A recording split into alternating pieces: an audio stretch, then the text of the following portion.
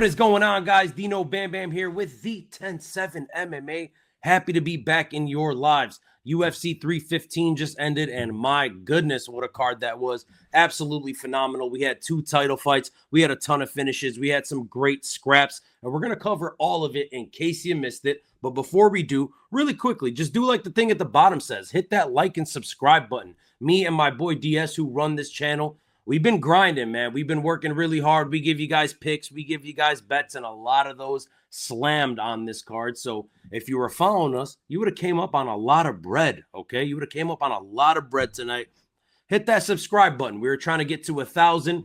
We didn't quite get there. We're at like 970 something. It was supposed to be a party night, but the card was great. Maybe we'll party next week. Get us to 1,000 would mean a lot. You can also follow us on Instagram at the 10-7 MMA. It would mean the world to us. Now, let's get straight into the fight, guys. UFC 315 was crazy. First fight of the night, we had Brad Katona versus Beksat Almakhan. Beksat Almakhan came in as the minus 162 favorite, and it showed why, right? He popped a couple shots early. He was landing everything he threw. They exchanged early, and Beksat Almakhan landed a nasty uppercut. Right away, I was like, holy shit, that's a shot right there. Brad Katona needs to be really careful about that. They reset, and then the next time they exchange, same thing happens. Brad Katona closes in, throws a shot, and Almakhan lands an absolutely nasty uppercut that slumps him. Follow-up shots, probably not necessary. Gets the finish and puts Brad Katona out cold. Very impressive from Beksat Almakhan. He's got really fucking fast hands, guys. He is fast, and he's got fast hands. He's going to be really interesting, right? He's going to be a guy that we're going to want to watch. Interested to see who they match him up with. He had a close fight with Umar, so this is a guy that is going to be probably a contender in this division. Next fight of the night, we had Daniel Willie Cat Santos, and he is taking on Jung Young Lee. Lee, clearly the bigger fighter in this one, right? Willie Cat, of course, taking it on sort of short notice, stepping up in weight, and it showed, right? But Willie Cat looked fast at this weight. He looked like the guy that was supposed to be smaller. Lee absolutely fucking just rocks Santos, drops him while he's coming in with a knee. More of an off-balance kind of thing, but it still looked great for him. Santos doesn't seem too hurt. He recovers, gets back up, and they start exchanging for a little bit. They end up slugging for the rest of the round. It was a really fun round. It was sloppy. It was exciting. They were both landing power shots. I go 10-9 Lee in the first round. Round 2, Willie Cat comes out hot, man. He comes out with some great combos. He gets himself a takedown. They get back up. He's landing again, gets another takedown, and spends some good time holding Lee up against the cage. They get back up, and Santos is clearly the fresher fighter here. Lee seems like he's starting to fade. And, yeah, I go 10-9 Daniel Santos round 2. Round 3, absolutely dominant 10-9 round from Willie Cat. He gets 3 takedowns. He doubles up the volume. It's a clear 29-28 for me. The judges go 30-27. A little surprising, but Daniel Santos wins this fight, and I had that. So, again, if you guys liked and subscribed, you would have got some plus money there by following your boys. Next fight of the night, we had Marc-Andre Barriault, and he was taking on Bruno Silva, who was coming in on a 4-fight losing streak. Just as we expected, right? Weird start of the fight. Silva seems really slow. I expected that. I expected him to be done. I just thought this guy was... he wasn't, it clearly looked like he was on his way out, and he started slow. And on one of the first exchanges, there seems to be an eye poke on Silva, and it was like shades of the Chris Weidman fight. He's backing up and he's holding his eye. Nothing really happens from there. Silva grabs Barriault's kick and kind of topples him over. Barriault gets up quickly. They clinch, and then Barriault has outside position on the cage. He throws 2 elbows. One of them, afterwards, I saw on Instagram, if you look at the close-up, it seemed to like crack, like put a hole in Silva's head, and that was bad. And then he drops him with that second elbow, some follow-up shots that were not necessary. He was out cold, and then that is that. Marc-Andre Barriault gets himself a first-round finish. Silva is stretchered out of the building. It was really bad. He was out cold for a couple minutes. Good to see Marc-Andre Barriault get himself a win in front of his home crowd. Prayers up for Bruno Silva. Next fight of the night, we had Navajo Sterling, and he was taking on Ivan Ursulan. Round 1 was a fun back and forth round. Early on, the hands of Ursulan were looking great. He was catching Navajo Sterling with everything he threw with the hands. Navajo Sterling was attacking more with the feet. He caused a cut. Sorry about that. He caused a cut on the eye of Navajo Sterling later on in the round. And it was a tough round to score. Navajo Sterling maybe gets it on my card just due to sheer volume. He seemed to outland Ivan Ursulan, even though Ivan Ursulan was landing the more damaging shot. So I went 10-9 Navajo Sterling. Round 2, early in the round, Ursulan gets Navajo's back, and he's holding him up against the cage. They're turning position and whatnot. Navajo Sterling gets himself a trip. Ursulan gets a nasty switch. So if you guys like wrestling, if you guys know about wrestling, just an absolutely filthy switch by Ivan Ursulan. Now he gets the back. He holds that for about 2 minutes until they separate. Nothing was happening in terms of strike. It was just kind of switching up in the grappling. Hard round to score. The activity slightly towards Navajo Sterling, but I'll say Ivan Ursulan surprisingly won the round, right? He had the better strikes, probably caused more damage. I had it 1-1 going into that third round, but I can see the fight being scored anyway. And then round 3 was absolutely crazy, an insane round. Navajo Sterling clearly wins it. He drops Ivan Ursulan twice. That last minute, if you guys didn't watch the fight, go back and rewatch it. Absolutely nuts. Navajo Sterling drops Ivan Ursulan, who ends up surviving what looked like like a finishing sequence. He gets up and he's emoting to the crowd, and the crowd's going fucking crazy. And he's just kind of standing there taking some shots, and they start slugging. Navajo Sterling ends up dropping him again and starts dropping some nasty ground and pound. He absolutely gets that round. I had it 29-28 Sterling. The judges went unanimous for Navajo Sterling. Phenomenal third round, especially that last minute or so. Next fight of the night, we had Modestas Bukauskas, and he was taking on Ion Cutelaba. Round 1 was really close. I went Cutelaba based on the volume. There wasn't much in it, to be honest with you. A lot of feeling each other out. Ion Cutelaba seemed tense to me, right? And we said it on the breakdown show. Ion Cutelaba is a strange one. I mean, sometimes he comes out way too hot for his own good, and then as of late, we've been seeing him come out kind of calm and using that wrestling attack, and this one, he just seemed really tense. But he still gets it based on output. Round 1 for me. Round 2, more of the same. Cutelaba just way more volume, constantly throwing. Modestas Bukauskas seemed very hesitant in round 2 for me. Cutelaba failing nonstop though, right? He's just like falling down, throwing head kicks that he's tripping on and stumbling all over the place. Not great optics, but he still takes that round. Round 3, I go Modestas Bukauskas. Good clinch work against the cage, more activity in the third round than the last 2 rounds combined. Landed some clean shots, 10-9 Modestas Bukauskas. It was a very clear 29-28 for me. The official scorecard went split decision, 30-27 Ion Cutelaba, 30-27 Modestas Bukauskas, and 29-28 Modestas Bukauskas. A very weirdly scored fight. I don't know how in the world there can be a 3-0 on one side and a 3-0 on the other side. I had a feeling going into the judge's decision that there was going to be some weird fuckery going on. I knew that they would give it to Modestas Bukauskas just based off of the referee, right? I mean, I'm not saying that the UFC scripted, but I'm not saying that it's not, right? The referee, anytime Ion Cutelaba was holding Modestas Bukauskas up against the cage, he would split him up really earlier than it was supposed to be, and it seemed like the promotion wanted Modestas Bukauskas to win. And they got what they wanted, right? So Modestas Bukauskas wins the decision. I don't think it was the right decision. Now, moving on to the next fight of the night, we had former champion Jessica Bate Azteca Andrade, and she was taking on Jasmine Jasudavicius. If you guys watched the betting show that we did, I told you guys, this is the surest bet of the night. Jasmine Jasudavicius was always going to win this fight. Just a little bit of stand-up. She goes, she gets herself a takedown, immediately gets the back, flattens Jessica Andrade out, couple ground and pound shots until eventually she sinks in the RNC. So there wasn't much in it, right? Jessica Andrade, to me, it looks like she's done. And as far as Jasmine Jasudavicius is concerned, it seems like the UFC's kind of babying her, right?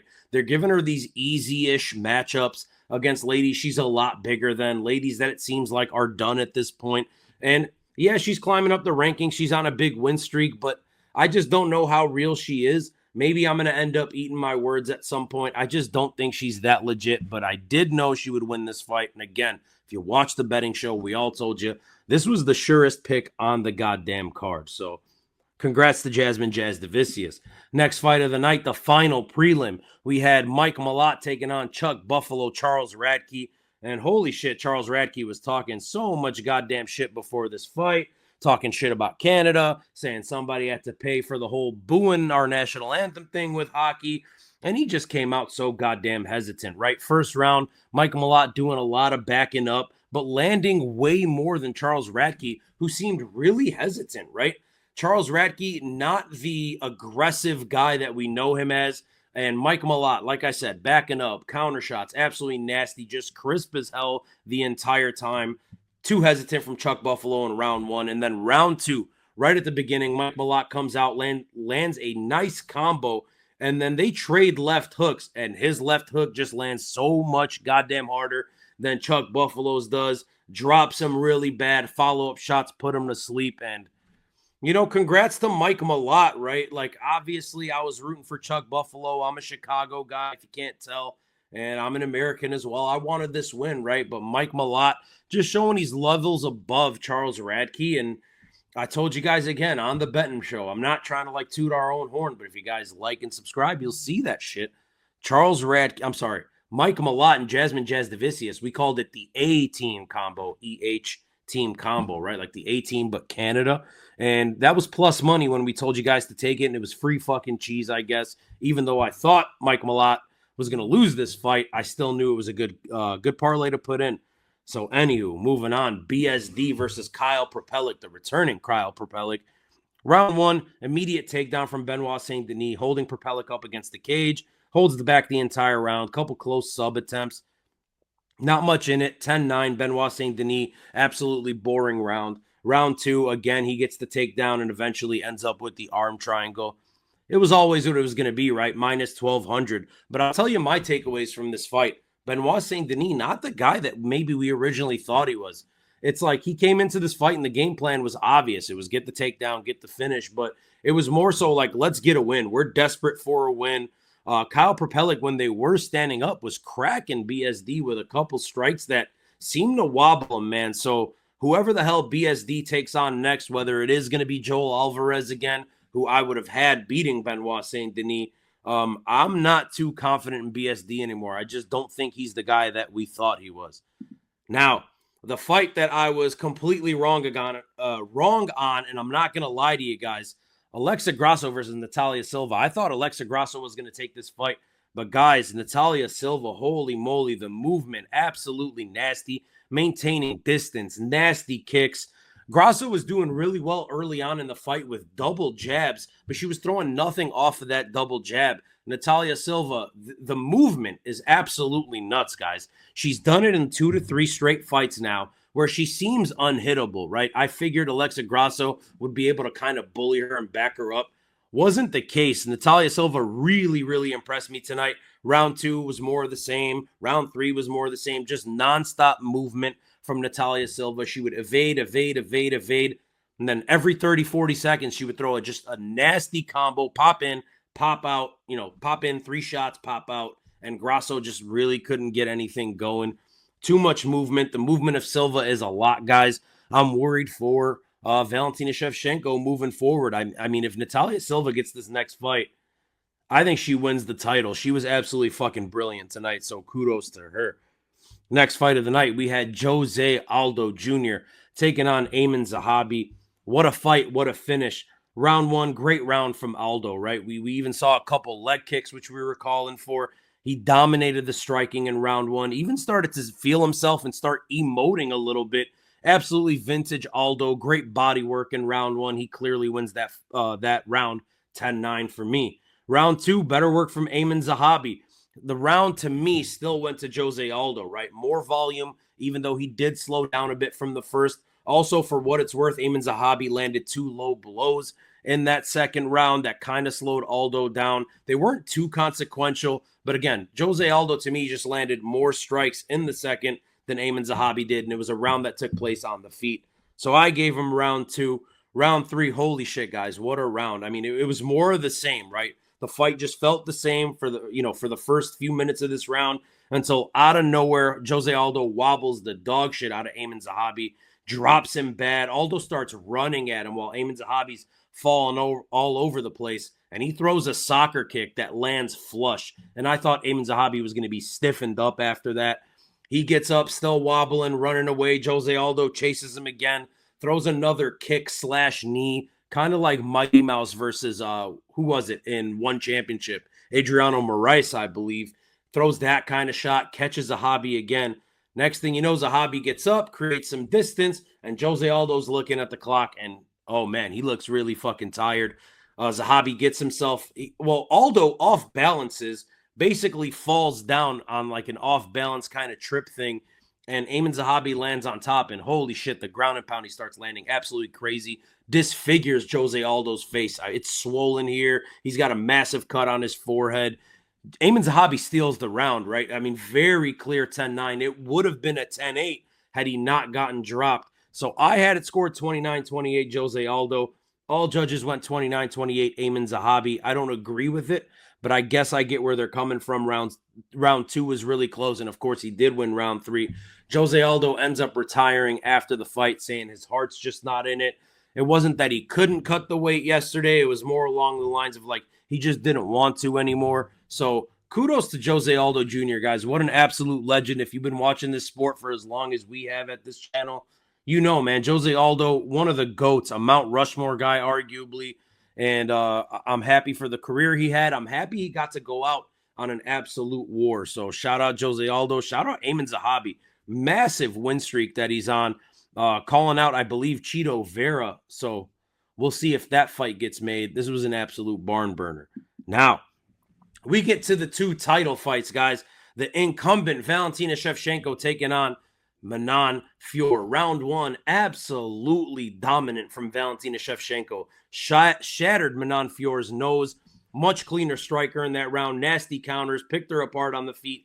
Valentina gets herself a takedown towards the end of the round. Spends about a minute and a half on top of Manon Fiorot. Clear 10-9 for the champ.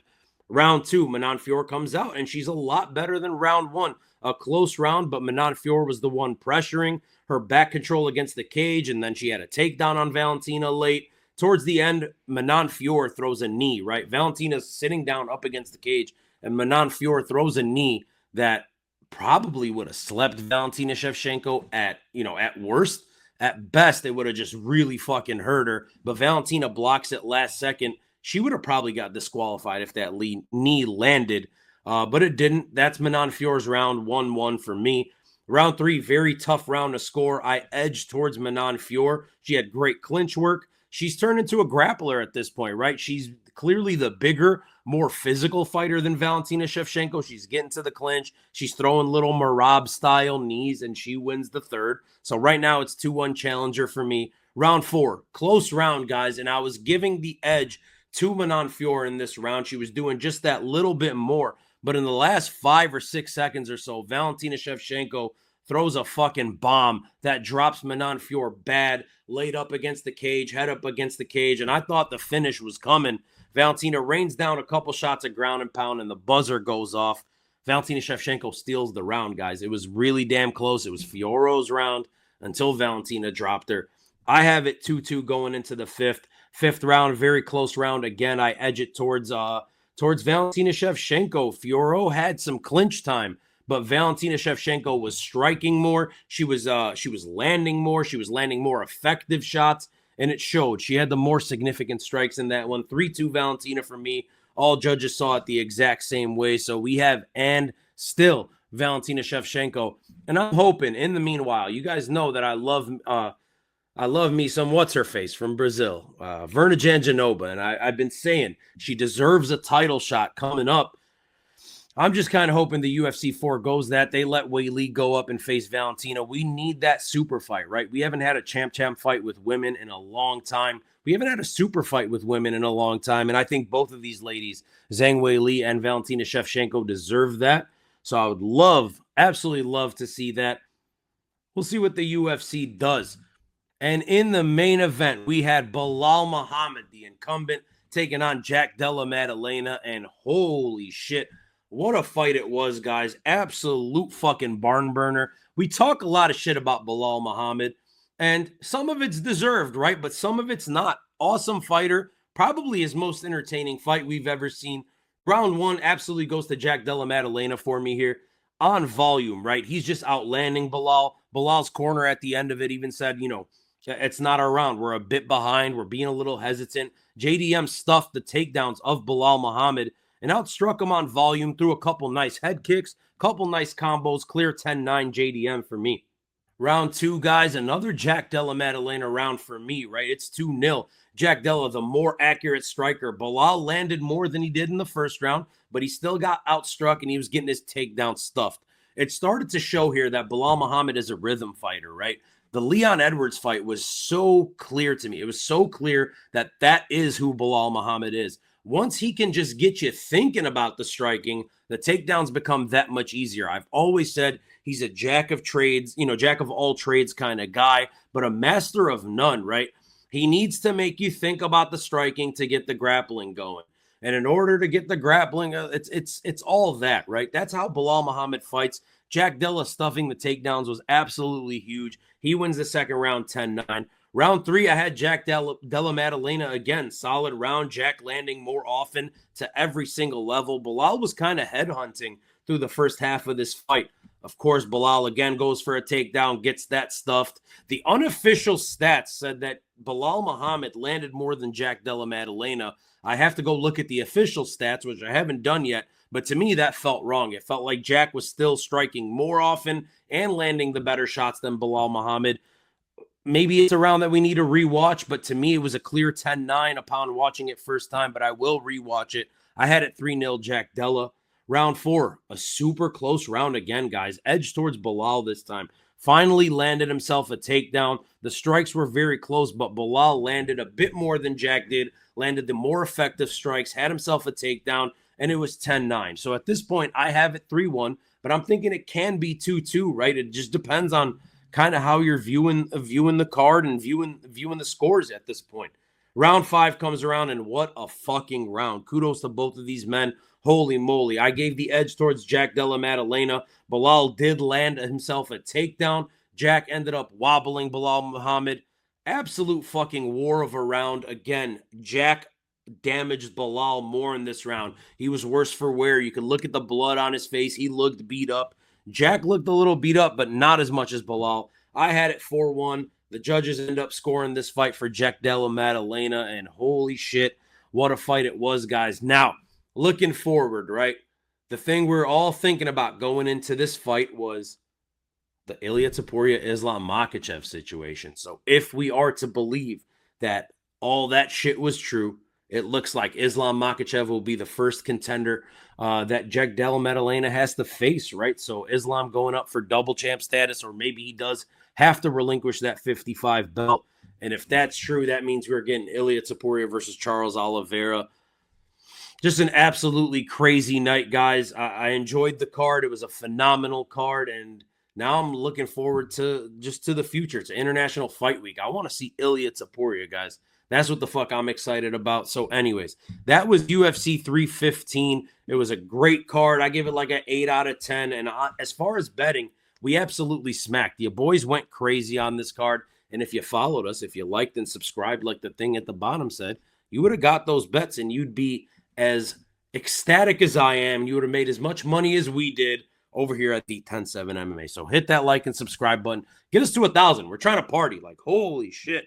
Shouldn't be that hard. You can also follow us on Instagram at D107 MMA. Pictures with us and fighters. So me and Valentina, I put up a picture with me and Jose Aldo. I'm also about to post a picture with me and Belal. So yeah, just go check those out. So anyways, guys, my name is Dino Bam Bam. This was D107 MMA. Thank you so much for watching. Peace.